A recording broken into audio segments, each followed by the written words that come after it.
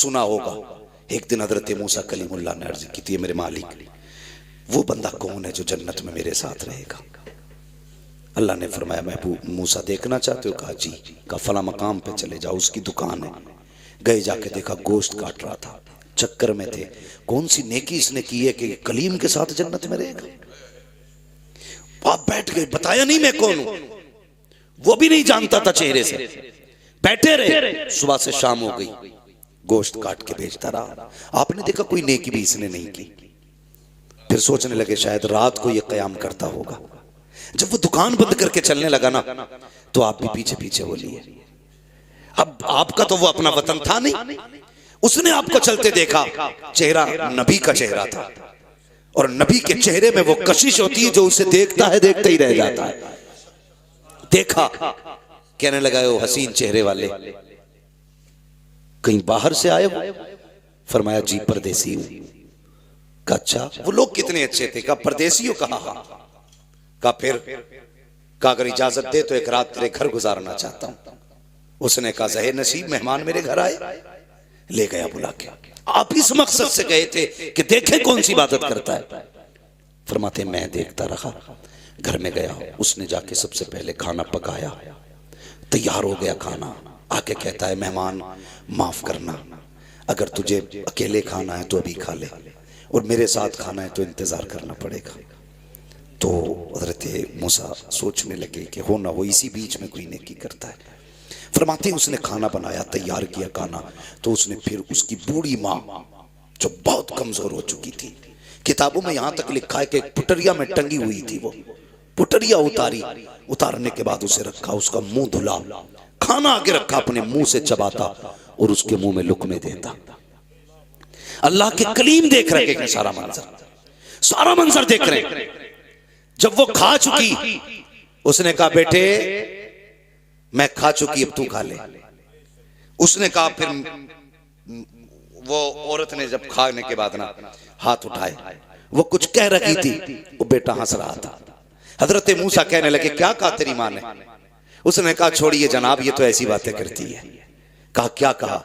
कहने जब ये दुआ के लिए हाथ उठाती है तो वो मांगती है कि जो समझ में नहीं आता मिल जाएगा। कहा क्या? कहा जब भी हाथ उठाती कहती है अल्लाह मेरा बेटा खिदमत करता है, इसके बदले में बस इतना चाहती हूं कि जिंदगी में मुझे मूसा का चेहरा दिखा दे और मेरे बेटे को जन्नत में मूसा का साथ अता फरमा दे। वो हंस के कहता देखिए जनाब, ये मेरी माँ ऐसी दुआ करती है, क्या ये हो सकता है? कहां कलीम, कहां मैं, और ये मेरी माँ का तो हाल देखो, बेटे से कितना प्यार करती है, जन्नत में कलीम का साथ मांग रही है।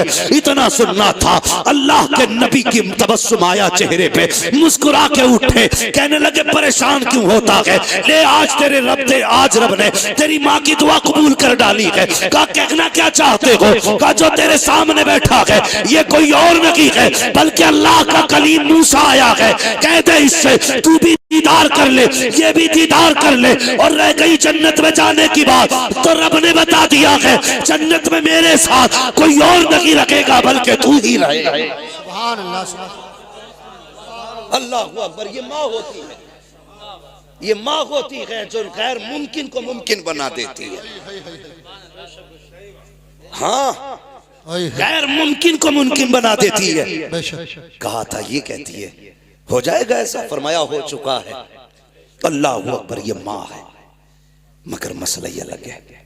हम वहां जा रहे हैं तावीज कराने, जिसके हाथ में 10 अंगूठी हैं, बाल कमर तक हैं, ठीक है, और मुंह से यहाँ तक आ रही हैं, दिल में नमाज पढ़ता है, जाहिर में खाना खा रहा है, यहाँ बैठे बैठे हरम के कुत्ते मार रहा है। उसके पास जा रहे हो भाई, उसके पास जा रहे हो?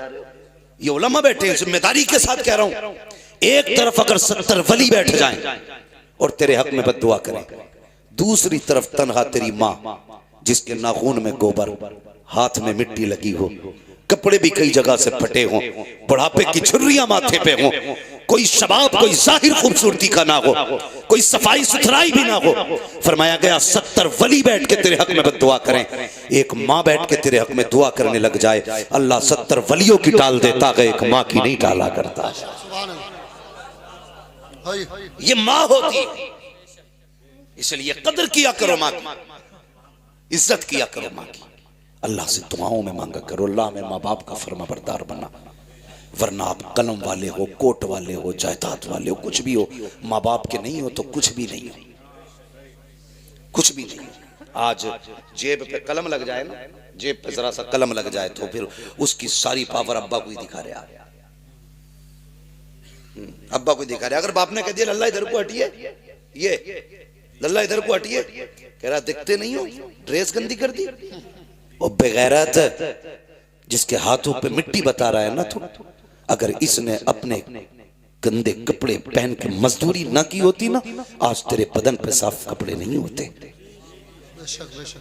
हाँ, तेरे बदन पे साफ कपड़े नहीं होते। आज जिससे कह रहा है ना तुमने कपड़ों का ख्याल नहीं किया, अगर इसने अपने कपड़ों का ख्याल किया होता तो शायद कोई तुझे पहचानने वाला भी नहीं होता। हाँ, कभी ख्याल आया करे ना, वो क्या मेरे सामने, वो क्या मेरे सामने। मैं एक बात और कह के जाना चाहता हूँ, खुदा के वास्ते, जिस तरह बाप की इज्जत करते हो ना, बाप के बाद बड़े भाई की भी उतनी इज्जत किया करो, उतनी इज्जत किया करो बड़े भाई की। इसलिए ज़ैगम भाई बाप के बाद भाइयों को बड़ा भाई बाप बन के पाला करता है, बाप बन के पाला करता है। कई भाइयों को मैं ऐसों को जानता हूं, ये आंखों देखी बात है, कोई किताबी नहीं है जो हवाले मांगो मुझसे, आंखों देखी बात है कि भाइयों ने मजदूरी करके छोटों को पढ़ाया। आज जब वो सर्विस पे लगे, वो कल भी मजदूरी कर रहा था, आज भी कर रहा है। न कल उसके बच्चों का ठिकाना था, न आज उसके बच्चों का ठिकाना है, और सारी चमक उसी गरीब को दिखाई जाती है। डर अल्लाह से, डर अल्लाह से। उसके हाथ में ठेला है, उसका कोई कसूर नहीं है। तेरे हाथ में कलम है, तेरा कोई कमाल नहीं है। ये सारे फैसले कुदरत के हैं। वो जिसे चाहता है फर्श पे डाल देता है, जिसे चाहता है अर्शों पे उठा देता है। इसलिए कदर किया करो रिश्तों की, खास करके उनके तो ज्यादा कदर करना जिन्होंने जिंदगी तुम्हारे लिए लौटा दी, जो जिंदगी तुम्हारे नाम कर देते। एक जमीन के इतने से टुकड़े की खातिर किसी पे हाथ ना उठाना, मैंट की खातिर, कमरे की खातिर, बिस्तर की खातिर कभी ना लड़ना। सब्र रखा रह जाएगा, सब्र रखा रह जाएगा। ये रिवायत हजरत अली की तरफ भी मंसूब है और हजरत मूसा कलीमुल्लाह की तरफ भी मंसूब है कि दो लोग आपस में जमीन के लिए लड़ रहे थे। एक कहता था मेरी है, दूसरा कहता था मेरी है। तो हजरत मूसा कलीमुल्लाह आ गए, वो कहने लगा कि आप फैसला कर दें जमीन किसकी है। आपने फरमाया जमीन तू ही बता किसकी है। जमीन ने सबक सिखाने के लिए एक जवाब दिया था। उसने कहा इन दोनों से कह दो, ना मैं इसकी हूं ना मैं इसकी हूं, इन्हें बता दो ये दोनों ही मेरे हैं। जमीन किसी की नहीं हुई है, सब जमीन के होने हैं। सही बात, सब जमीन के होने हैं। इसके लिए ना लड़ा करो। ये तो आई गई, तुमसे पहले नवाबों के पास तो इतनी थी कि वो चल नहीं पाते थे अपनी जमीनों में, घूम नहीं पाते थे अपनी जमीनों में। 600 नौकर रहते थे उनके दरबारों में, खाली जमीन देखने के लिए। हैं आज 4 बिगल्ली है, फट गया, रोड पे आ गई तो मर गया। फिर कद नीचे थोड़ी आ रहे हैं, अगर हाईवे पे आ गई है तो। सही है बात है। 4 बिगल्ली हाईवे पे आई है, मर गया, 3 करोड़ का रेट मिल गया। तू 3 का ना 30 करोड़ का बेच ले, और कफन में जब लिपट के जाए हम तेरे हाथ देखने आएंगे, कितने लेके जा रहा है, कितने छोड़ के जा रहा है। कुछ नहीं लेके जाओगे, सिर्फ अमल लेके जाओगे, दुआएं लेके जाओगे अपनों की। किसी का दिल रखा है तो वो खुशियां आप लेके जाओगे, किसी को दुख से निकाला है तो वो मुबारकबादियां आप लेके जाओगे। वरना मैं ऐसे जनाजे भी मैंने देखे। एक साहब का जनाजा जा रहा था तो एक गैर मुस्लिम आया, बोले जरा रोको रोको, इनका जनाजा नीचे रखो, मुझे मुंह देख रहा है। लोगों ने रख दिया, यार करीबी है, पड़ोसी है, देखना चाह रहा, दिखा दो। जानते हो उसने कफन हटवा के क्या कहा था? उसने कहा था प्रधान वो जमीन के कागज किधर हैं जो तुमने मेरी जमीन पे कब्जा किया था। बेटों की शर्म से नजरें झुक गई थी। ये आंखों देखी वाली बात कर रहा हूं। वो कह रहा था वो जमीन किधर है जो तुमने मुझसे जबरदस्ती ली है, लेके जा रहे हो या छोड़ के जा रहे हो? वो भाई अगर किसी ने जनाजा रोक के इतना कह दिया तो समझ लेना ना दुनिया में खैरियत है ना आखिरत में खैरियत है, ना आखिरत में खैरियत ना दुनिया में खैरियत। ऐसी जिंदगी जी के जा, तेरे जनाजे के पीछे कोई यतीम रोक के कहे अफसोस रोटी खिलाने वाला चला गया, अफसोस कोई पानी पिलाने वाला चला गया, अफसोस ईद पे कपड़े बनाने वाला चला गया।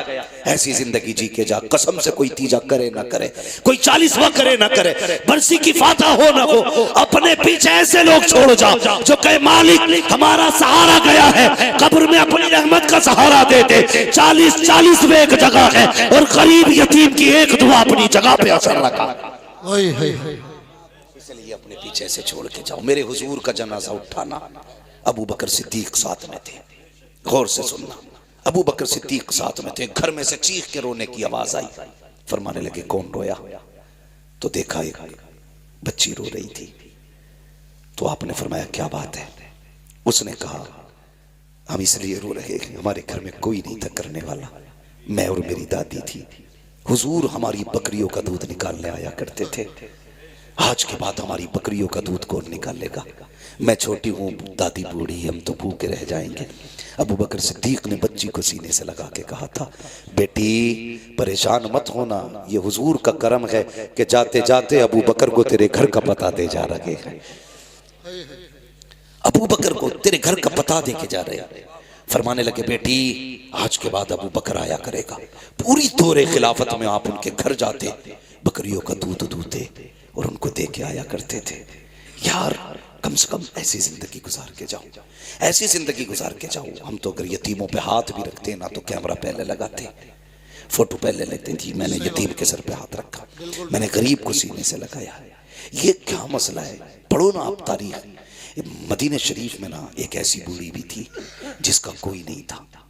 जब काम तकसीम हुए ना, हजरत उमर फारूक आजम और सहाबा कैसे लोग थे, कैसे लोग थे, नेकियां ढूंढा करते थे। कहीं काम मिल जाए ऐसा जिससे नेकी में, भाई इसे सही कर ले यार, कहीं काम मिल जाए ऐसा जिससे नेकी। पता चला एक बूढ़ी है जिसका कोई नहीं। हजरत उमर गए, दरवाजा खटखटा दिया, आवाज आई कौन? का मां तेरे दरवाजे पे आया हूं, मैं इजाजत दे तो आज से तेरा काम करूंगा, तेरे घर का काम आज से मैं किया करूंगा। बूढ़ी ने कहा नहीं बेटी, नहीं बेटे, तू घर के मेरे काम मत करना। आपने जिद की सिर्फ इसलिए ताकि नेकी मिल जाए, किसी की मदद की। तो बूढ़ी कहने लगी तू है कौन? कहा अम्मा मुझे उमर कहते हैं, मुझे उमर कहते हैं, माँ इजाजत दे तेरे घर के काम करूं। तो माँ कहने लगी बेटे कोई है जो आता है मेरे घर का काम करके चला जाता है? हजरत उमर कहते हैं क्या नाम है उसका? तो बूढ़ी कहने लगी नाम तो उसने आज तक नहीं बताया, आज तक उसने नाम नहीं बताया, आज तक नाम नहीं बताया उसने। अच्छा फिक्र हुई कि चलो आता कब है? का रात को आता है या किसी भी वक्त आता है, काम कर जाता है। हजरत उमर कहने लगे देखूंगा कौन है वो। खड़े हो गए, आधी रात गुजरी ना, देखा कोई नंगे पैर दबे पैरों से आ रहा था, चेहरे पे कंबल पड़ा है। और जैसी दरवाजे पे आया, हजरत उमर ने चुपके से आके कंधे पे हाथ रखा, आने वाले जरा नाम तो बता तू है कौन? अल्लाह अकबर, इतना सुना है। आने वाले ने जैसी कंबल चेहरे से हटाया, हजरत उमर फारूक आजम की चीख निकल गई। क्या देखते हैं? वो छुप के आने वाला नबी का अबू बकर सिद्दीक है, वक्त का अमीरुल मोमिनीन है, अपने वक्त का खलीफा है। हैरत में है, कहते हैं अमीरुल मोमिनीन बता तो सही रात में क्यों आते हो? यार ताकि नेकी किसी पे खुल ना जाए, इसलिए सन्नाटे में आता हूँ। कहा ये तो बताइए चप्पल जूता क्यों नहीं पहना? कहा इसलिए नहीं पहनता हूँ कहीं मेरी आहट से किसी की आंख ना खुल जाए। अगर आंख खुल गई तो बात पता चल जाएगी, अगर ये नेकी का पता चल गया तो हो सकता है कयामत में खुदा मुंह पे मार दे। और यार अबू बकर हो करके अगर नंगे पैर जा करके चुप करके नेकी करता है तो बता तुझे किसने हक दे दिया है? कैमरे के आगे किसी गरीब की गरीबी का मजाक उड़ाया। क्या बात है, बहुत अच्छे नेकी किया करो, किसी की गुर्बत का तमाशा न बनाया, मत बनाया करो तमाशा, किसी को जलील न किया करो। भाई नेकी ऐसे करनी है कि किसी को पता न चले, किसी को पता न चले, यतीम का घर भी चल जाए उसकी इज्जत भी रह जाए। हाँ, हजरत आयशा सिद्दीक़ा रज़ियल्लाहु ताला अन्हा ने एक मर्तबा अपने भांजे को ना कुछ अनाज दिया, फरमाने लगी जाओ हमारी पड़ोस में फलां शख्स है बड़ा गरीब है, उसके यहाँ देख के आ जाओ। जाने लगे ना तो उम्मुल मोमिनीन ने बड़ी बात कही थी, फरमाने लगी जा तो रहा है बेटे लेकर के, पहली बात तो उसके हाथ में मत देना, दूसरी बात नाम मत बताना। हाँ, नाम मत बताना। अल्लाह अकबर। वो गए, दिया यानी रखा, वापस आ गए। कहने लगे खाला ये बात समझ में नहीं आई, आपने नाम बताने से मना क्यों किया? फरमाने लगी इसलिए मना किया मैंने, अगर तुम उसे मेरा नाम बता देते कि फलां ने भेजा है, तो जब भी कभी हमारी गली से गुजरता उसको शर्म आती कि इनका मुझ पे एहसान है। कहने लगे वो शर्मिंदा हो जाता और कहती आयशा नहीं चाहती मेरी वजह से हुजूर का कोई उम्मती शर्मिंदा हो। हाँ, अच्छा ये बात समझ में आ गई। फिर हाथ में देने से मना क्यों किया? देखो यार इसे नेकी कहते हैं। हाथ में देने से मना क्यों किया? फरमाने लगी इसलिए कि हमेशा लेने वाला हाथ नीचे रहता है, देने वाला हाथ ऊपर रहता है। आयशा ये भी नहीं चाहती मेरी वजह से किसी का हाथ नीचे रह जाए, मेरी वजह से किसी का हाथ नीचे रहे। इसे कहते हैं नेकी का शौक, इसे कहते हैं नेकियां। ये भी कोई मसला है यार कि हम दिखा के कहते हैं मैंने फला यतीम को कपड़े बनाए भाई, नहीं भाई इस बार मैंने यार इतने लोगों को फला को बनवाए, उस पर कुछ नहीं था, वो आया मेरे पास जूता टूटा था, मैंने कहा चल ले ले यार। ये नेकी है? कोई नहीं है नेकी। इसे नेकी नहीं कहते, इसे जलील करना कहते हैं। सामने वाले को जलील करना कहते हैं, किसी को जलील ना करो। गरीब भी अपनी इज्जत रखता, अमीर भी अपनी इज्जत रखता है। सबको इज्जतें दिया करो, अल्लाह आपको इज्जतें अता फरमाएगा, अल्लाह आपको इज्जतें अता फरमाएगा। मैं बस बात खत्म करने लगा। फरमाएगा ए ईमान वालों अपने आप को और अपने घर वालों को जहन्नम की आग से बचाओ, अपने घर वालों को जहन्नम की आग से बचाओ। तो कोशिश क्यों नहीं करते जहन्नम की आग से बचाने की? क्यों नहीं करते? आज जैगम भाई सब कहते हैं यार 20% है, कुछ भी ना होगा, 20% है, क्या कर लोगे? तुम नहीं जानते हो, जब तुम्हें ये एहसास हो कि कम लोग कुछ नहीं कर पाते तो इस्लाम कहता है कि जंगे बद्र देख लिया करो, और जब तुम्हें अपनी कसरत पे घमंड हो तो जंगे हुनैन देख लिया करो। बिल्कुल बिल्कुल, वाह वाह वाह, ये इस्लाम की तारीख है। तुम कभी भी कसरत से कामयाब नहीं हुए, खुदा की रहमत से कामयाब हुए, खुदा की रहमत से कामयाब हुए। तुम कभी भी कम होने की वजह से जलील नहीं हुए, हमेशा अपने घमंड की वजह से तुम शर्मिंदा हुए। जब जब तुमने ये सोचा हम बहुत हैं, हम यूं हैं, हम ये हैं, तभी तुम्हें जलील होना है। ये याद रखना, जलील होना है। वो किसी ने कहा था मिटा दे अपनी हस्ती को अगर कुछ मर्तबा चाहे, कि दाना खाक में मिलकर गुले गुलजार होता है। एक बात याद आ रही है, बता दूं, जरूरत इस वक्त की ये नहीं है कि हमारी तादाद बढ़ जाए, जरूरत इस वक्त की है कि हम सब के सब इकट्ठे हो के हुजूर की चौखट पे आ जाए।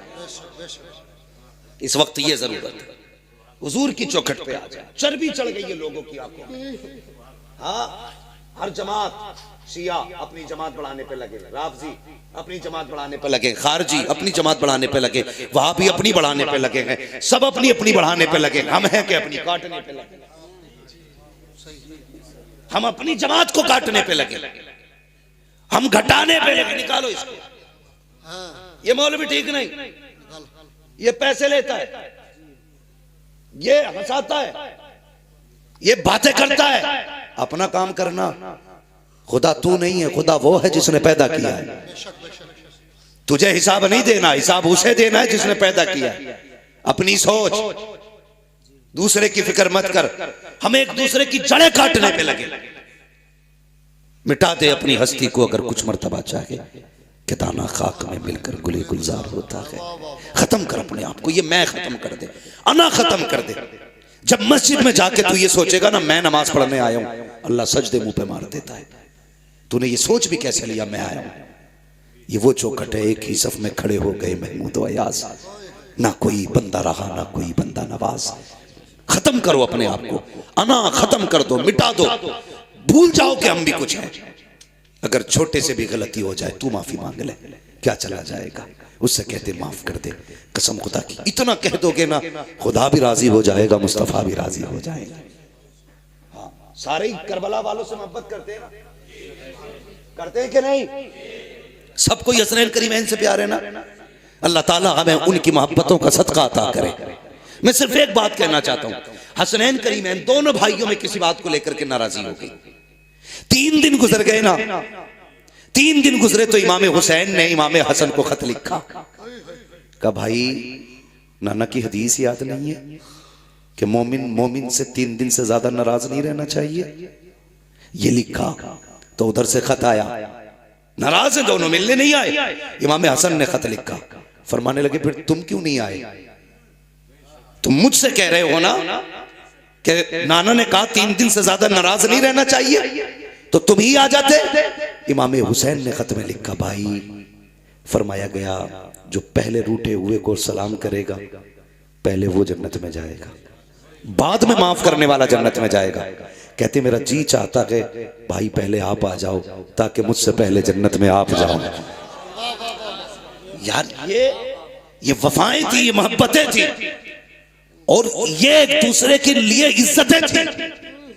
कहते मैं नहीं चाहता मुझसे पहले, मैं आपसे पहले छोटा होकर जन्नत में जाऊं, मैं तो ये चाहता हूं आप बड़े हैं पहले जन्नत में आप जाएंगे, आपके पीछे पीछे आपका छोटा भाई हुसैन जन्नत में जाए। सुभान अल्लाह, वाह वाह वाह। इज्जतें हम देते हैं अपने बड़ों को। हाँ